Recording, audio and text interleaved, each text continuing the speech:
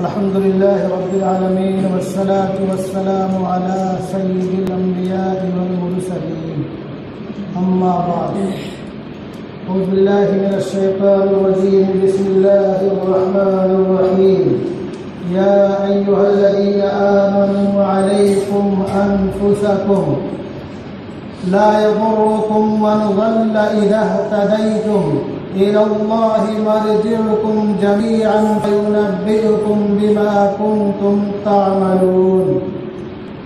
وقال في موضع آخر وإن تطع أكثر من في الأرض يضلوك عن سبيل الله إن يتبعون إلا الظن وإن هم إلا يخرصون.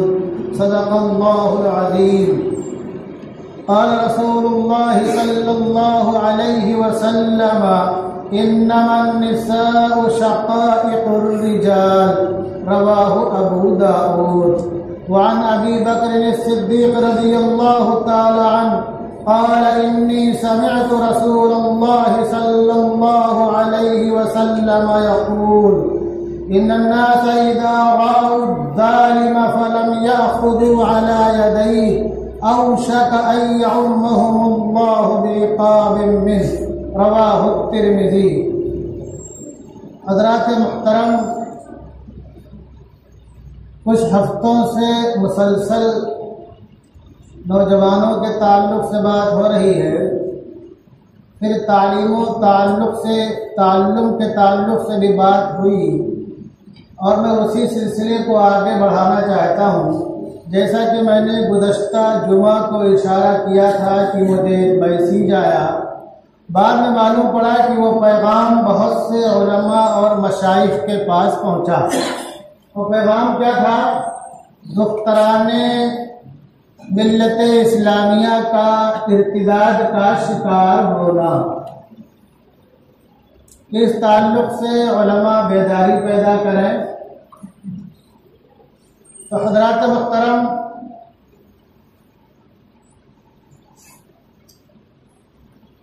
یہ دنیا رنگ و بو شروع سے لے کر کے اب تک خیر و شر کی آماج گا رہی ہے. خیر و شر کی آماج گا رہی ہے.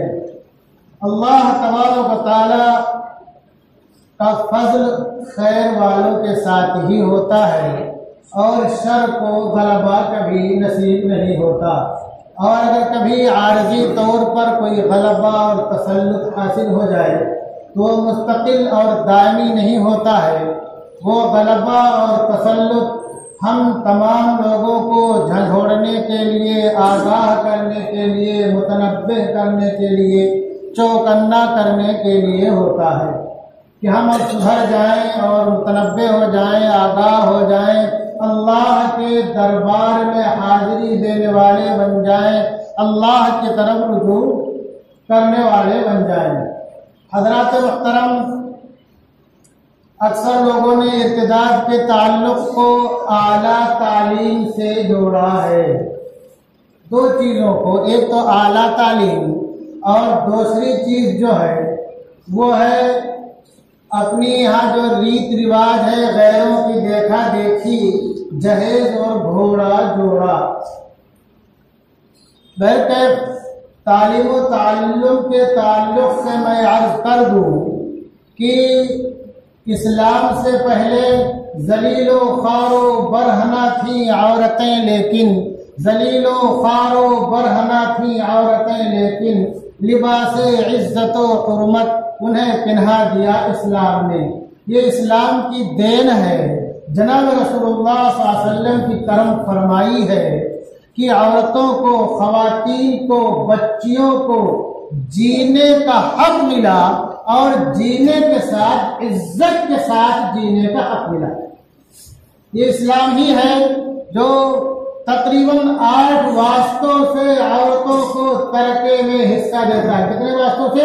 تقریباً 8 واسطوں سے عورتوں کو ترکے میں حصہ ملتا ہے. ہم یہاں کی ریت میں گم ہو گئے، ہم حصہ نہ دیں وہ ایک الگ بات ہے، وہ ہمارا جرم ہے، چھوٹا جرم نہیں ہے. ہمارا جرم ہے، ہماری ڈکیتی ہے، ہماری چوری ہے، ہمارا جبر ہے کہ ہم بہنوں کا حق مار جاتے ہیں، بیٹیوں پوتیوں کا حق مار جاتے ہیں، پھوپھیوں کا حق مار جاتے ہیں، دادیوں اور نانیوں کا حق مار جاتے ہیں، یہ ہماری زیادتی ہے، اس میں اسلام کا کوئی قصور نہیں ہے۔ ہمارے کردار کا، ہمارے حرص کا، ہمارے ہوس کا، ہماری لالچ کا، ہماری بددیانتی کا، بے امانتی کا، بے غیرتی کا یہ زندہ جاگتا ثبوت ہے۔ جہاں تک تعلیم کی بات ہے تو قرون اولیٰ سے لے کر کے اب تک، قرون اولیٰ سے لے کر کے اب تک مسلم خواتین نے ہمیشہ نام پیدا کیا ہے، اسلام پر رہتے ہوئے ایک ایک نقطے کو پکڑ کر کے، مضبوطی سے پکڑ کر کے رہتے ہوئے اعلیٰ تعلیم حاصل کی، جس زمانے میں جو بھی شکل رہی ہو، اور اللہ کی مخلوق کی خدمت کی، دینی تعلیم ہو یا دنیاوی تعلیم ہو۔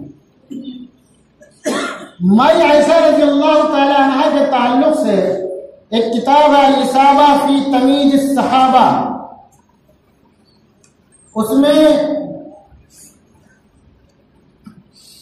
كانت عائشة أفقه الناس وأعلم الناس وأحسن الناس رعيا في العامة، کہتے عائشہ رضی اللہ تعالیٰ عنہ لوگوں میں بہت فقیہ، بہت جاننے والی اور بہت اچھی رائے دینے والی تھی، اور حضرت عائشہ رضی اللہ تعالیٰ عنہ کی جو مرویات ہیں 2210 ہیں، جس میں سے ایک اچھی خاصی تعداد کو بخاری اور مسلم نے نقل کیا ہے، روایت کیا ہے، اور یہ محض آپ جو ہے جو مرویات ہیں اسی میں یعنی جناب رسول اللہ صلی اللہ علیہ وسلم کے قول کو، فعل کو، آپ کے عمل کو لوگوں تک پہنچانے والی نہیں تھی خالی، یہی نہیں بلکہ آپ کے تعلق سے ایک کتاب ہے تذکرۃ الحفاظ، تذکرۃ الحفاظ للذہبی،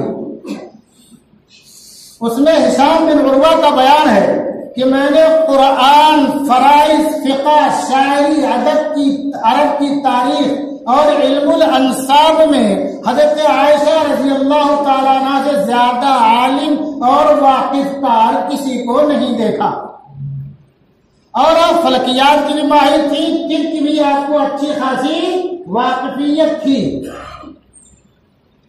اور اگر میدان کارزار کی بات لیں گے آپ تو حضرت خولہ بنت عزور کا واقعہ آپ تاریخ کی کتابوں کا مطالعہ کیجیے، پڑھے گا، ملے گا آپ کو کہ ان کے بھائی کو، ان کے بھائی اور کچھ دیگر مسلمانوں کو کفار پکڑ لے گئے، اپنے بھائی کو چھڑانے کے لیے پہنچ گئی اور چھڑا کر کے آئیں بزور شمشیر، میں کہہ علم کے میدان میں بھی نام روشن کیا ہے، اور گھوڑے کی پشت کو بھی بعض دفعہ ضرورت پڑی تو مسلم خواتین نے صحابیات میں زینت بخشی ہے، شمشیر و سنام سے بھی کام لیا ہے، اور زبان سے، قلم سے، خطابت سے، ادب سے بھی کام لیا ہے۔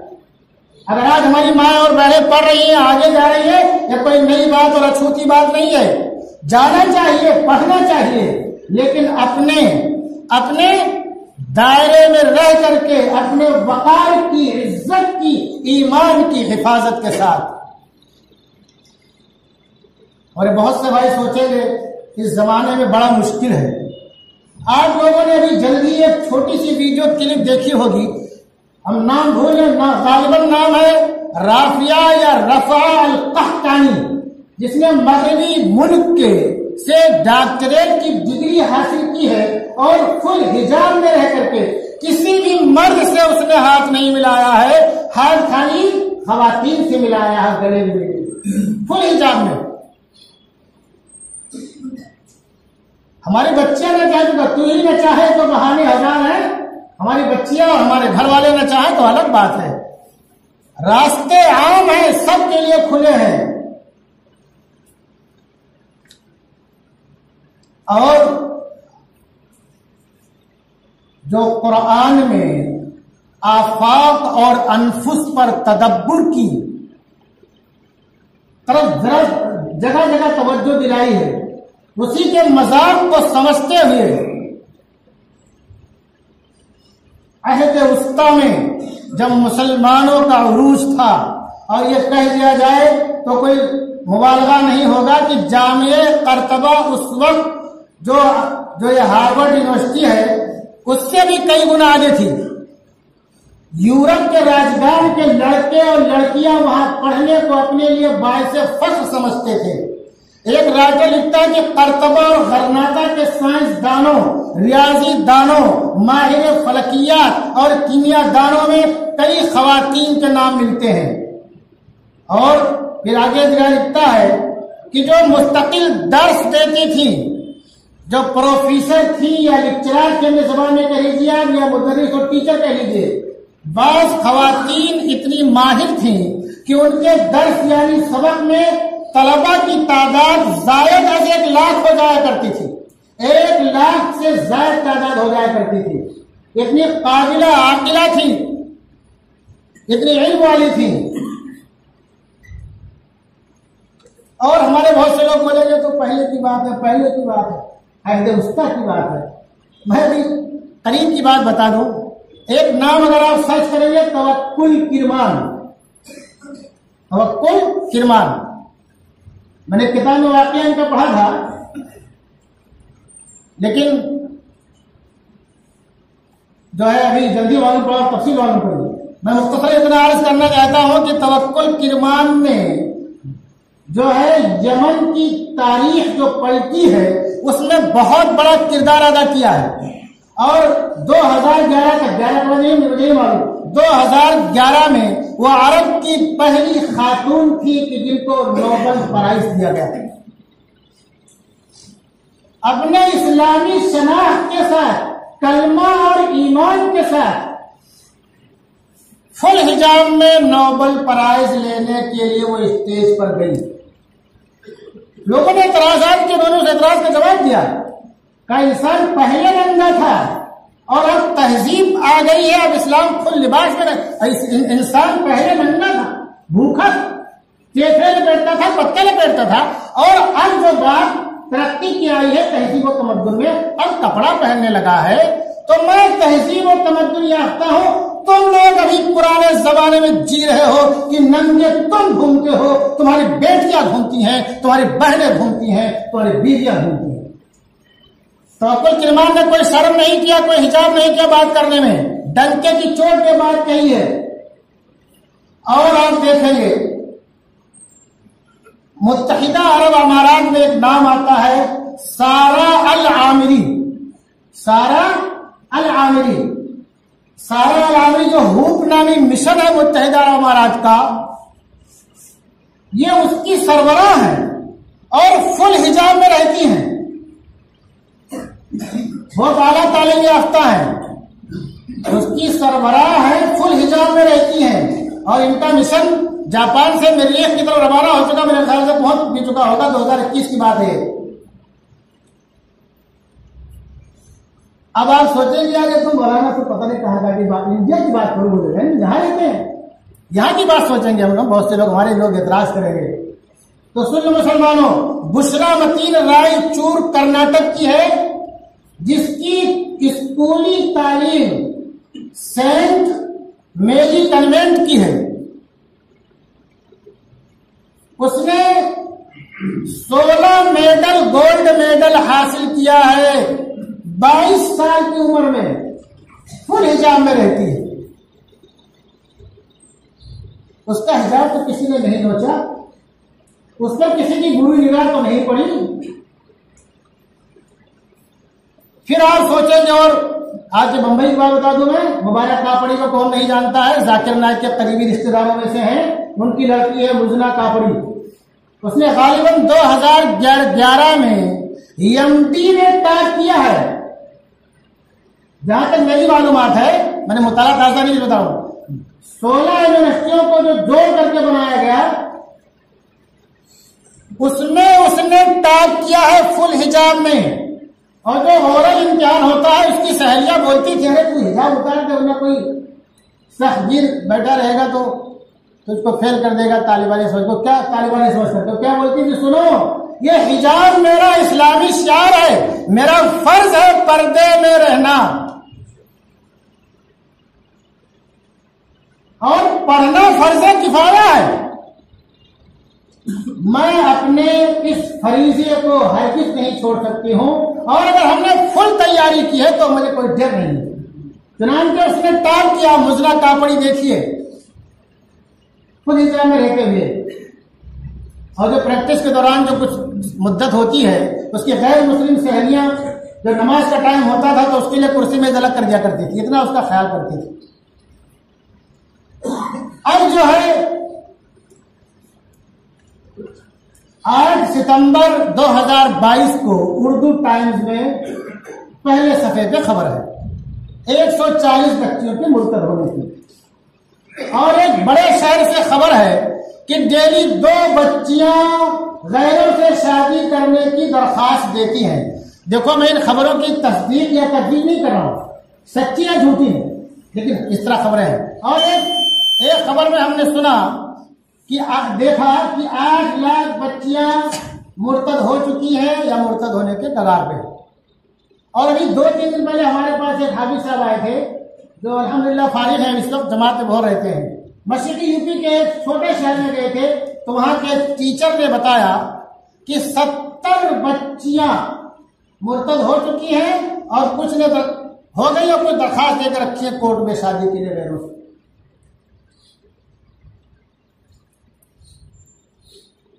تو مسلمانوں میں خالی یہ کہنا چاہتا ہوں، اللہ تبارک و تعالیٰ نے ارشاد فرمایا یا ایھا الذین آمنوا علیکم انفسکم لا یضرکم من ضل اذا اہتدیتم. اے ایمان والو، تمہیں اپنے ذمہ داری کو محسوس کرنا ہے، اپنے کو بچا کے رکھنا ہے. لا یضرکم من ضل اذا اہتدیتم. یہ گمراہ لوگ اگر تم راہ پر رہو گے تو تم کو نقصان نہیں پہنچا سکتے ہیں. اِلَى اللَّهِ مَرْجِعُكُمْ جَمِيعًا. اللہ کی طرف تم سب کو لوٹ کے آنا ہے. فَيُنَبِّئُكُم بِمَا كُنتُمْ تَعْمَلُونَ. تو جو کچھ تم کرتے ہو اللہ تمہیں اس سے آگاہ کر دے گا. کہنے کا خلاصہ یہ ہے کہ اگر ہم اوامر و نواہی پر کاربند ہیں اور امر بالمعروف نہی عن المنکر کا جو حکم ہے وہ کرتے رہیں تو کوئی گمراہ ہو کچھ بھی ہو ہم کو ہمارا کوئی نقصان اس سے ہونے والا نہیں ہے. دوسری آیت وَإِن تُطِعْ أَكْثَرَ مَنْ فِي الْأَرْضِ يُضِلُّوكَ عَنْ سَبِيلِ اللَّهِ إِن يَتَّبِعُونَ إِلَّا الظَّنَّ وَإِنْ هُمْ إِلَّا يَخْرُصُونَ. یہ سورہ انعام کی آیت نمبر 116 ہے، اور جب میں نے پہلی آیت تلاوت کی وہ سورہ مائدہ کی آیت نمبر 105 ہے.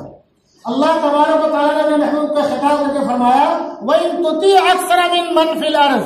اے میرے محبوب، اگر آپ اکثریت کو دیکھتے ہوئے ان کی پیروی کرنے لگیں گے. ہماری بیٹیوں کا ہو کیا رہا ہے؟ اکثریت کو دیکھتی ہیں یہ سب بے پردہ ہیں، بے حجاب ہیں، دوسروں کے ہاتھ میں ہاتھ ڈال کر کے گھوم رہی ہیں، پھر رہی ہیں اور مزے کر رہی ہیں، پڑھائی بھی کر رہی ہیں، اور کیا کیا ہو رہا ہے، تو بھی اسی رو میں بہ جاتی ہیں. اللہ تبارک بہت ہی کھلے انداز میں اعلان وَإِن تُطِعْ أَكْثَرَ مَنْ فِي الْأَرْضِ يُضِلُّوكَ عَنْ سَبِيلِ اللَّهِ. اگر تم زمین میں اکثریت کو دیکھتے ہوئے ان کی پیروی کرنے لگو گے تو تم کو اللہ کی راہ سے بھٹکا دیں گے. تو ہماری خواتین، ہماری بیٹیوں کا یہی ہو رہا ہے کہ اکثریت کو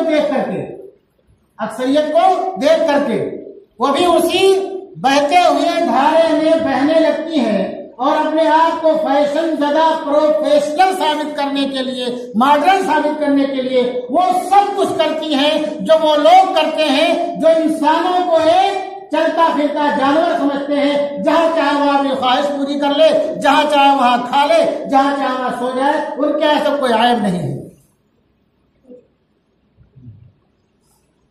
اس میں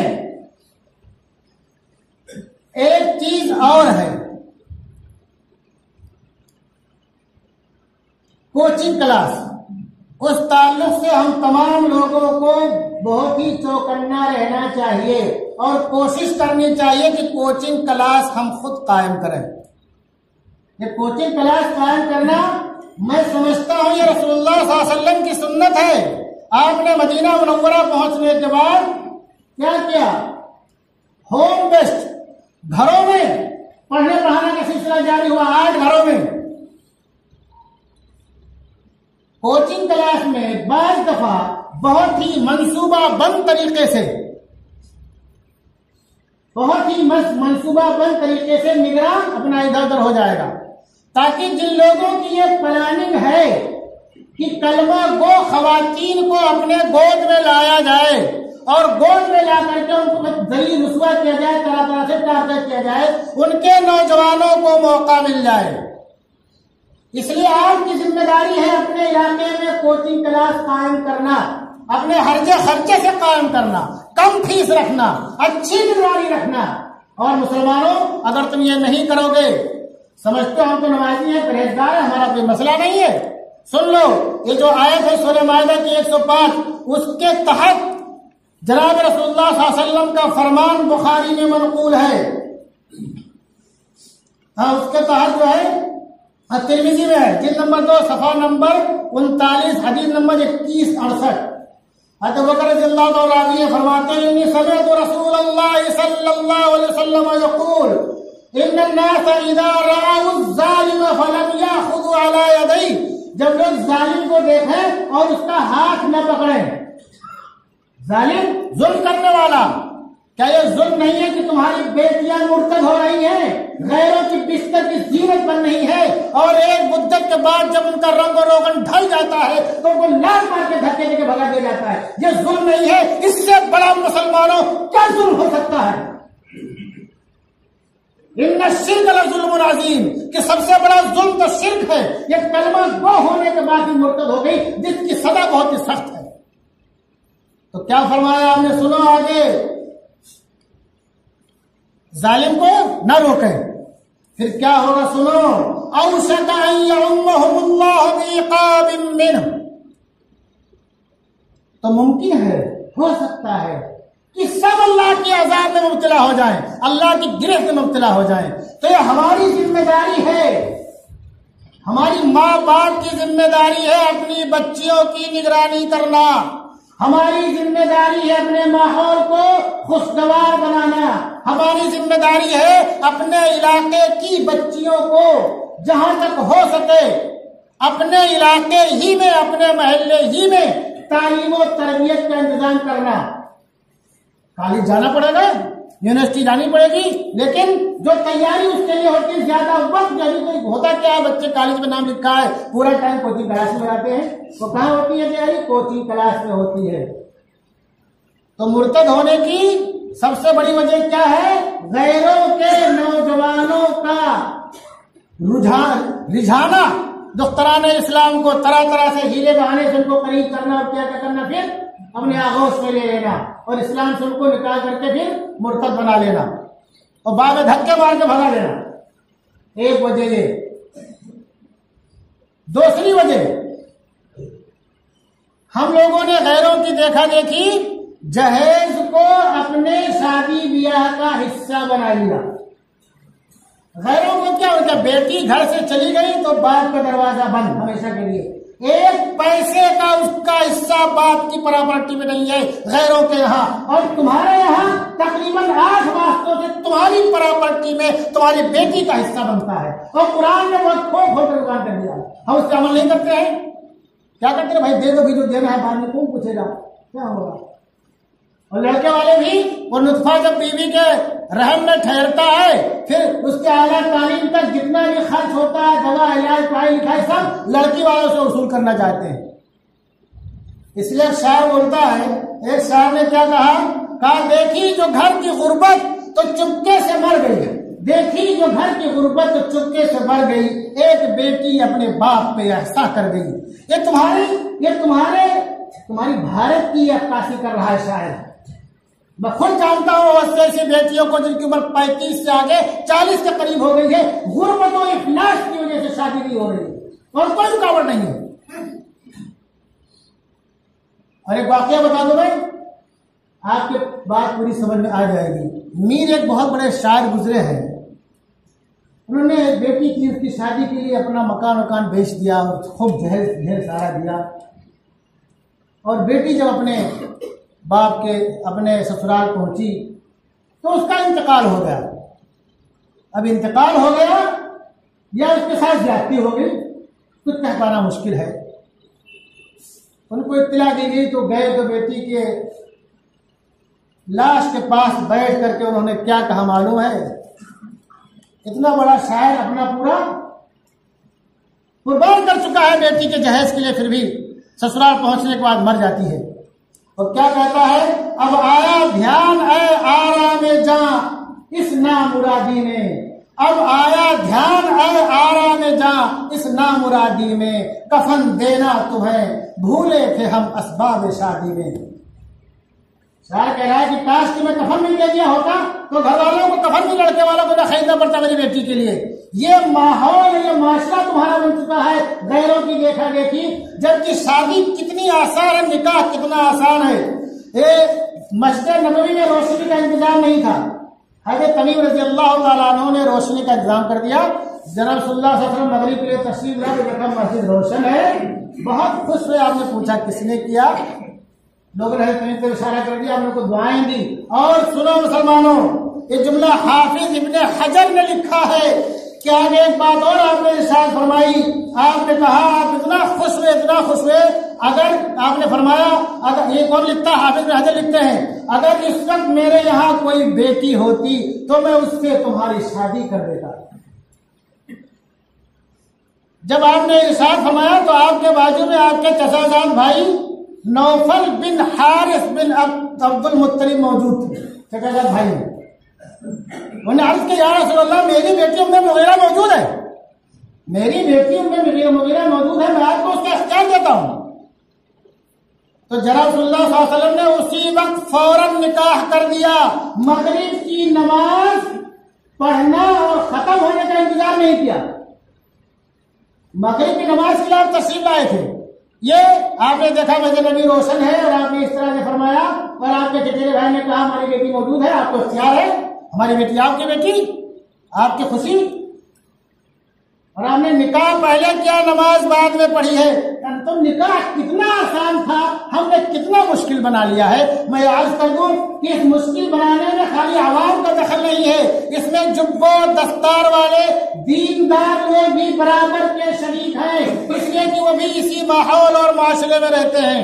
اور اتنا خراب ماحول معاشرہ ہو گیا ہے کہ جو دیا نے دیا ہی شادی میں جہیز کے، اور پھر لڑکا پیدا ہو، بعد میں کیا ہو تو کیا ہو۔ بعض دفعہ یہ لڑکے والے اتنے بد اخلاق، بدبخت، بخیل اور شقی ہوتے ہیں کہ اگر کیا کہتے ہیں ان کے یہاں بچہ پیدا ہو جائے تو اس کے ناک پوچھنے کی اگر نپکین بھی استعمال لینی ہے تو وہ سسرال سے آئے گی تبھی اس کی ناک پوچھی جائے گی۔ اللہ تبارک و تعالیٰ خیر کا معاملہ فرمائے اور ہماری بچیوں کی حفاظت فرمائے، اور ہم تمام لوگوں کو اور ہماری نسلوں کو اسلام پر باقی رکھے، ایمان پر خاتمہ فرمائے۔ وما علینا الا البلاغ۔